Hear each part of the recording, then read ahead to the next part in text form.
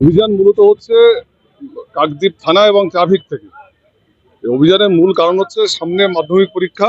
তাছাড়া আমরা তো প্রতি সপ্তাহতেই করি, যাতে লোকজন কথাবার্তা শোনেন, আইন মানেন, তার চেষ্টা করি। আর কাকদ্বীপের সাধারণ যারা লোকজন আছেন তারা সবাই আমাদের সহযোগিতা করছেন, কারণ 1 বছর আগে কাকদ্বীপের যে চেহারা ছিল আমরা তার অনেক পরিবর্তন আনতে পেরেছি।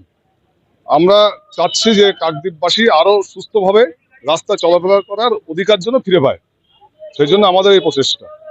মানে এটা কি সবাইকে জানিয়ে দেওয়া হয়েছে যে মাধ্যমিক পরীক্ষায় কোনোভাবে হ্যাঁ, আমরা মাইকিং করেছি। মূলত এখন মেনলি যেটা ধ্যান দেওয়া হচ্ছে, যারা সবাই যেন সেফ ড্রাইভ মেনে গাড়ি চালায়, বিশেষত হেলমেট পরে যেন। সবারই একটা ধারণা হচ্ছে শর্ট টার্ম যাচ্ছি 1 কিলোমিটার, কেন হেলমেট পরবো।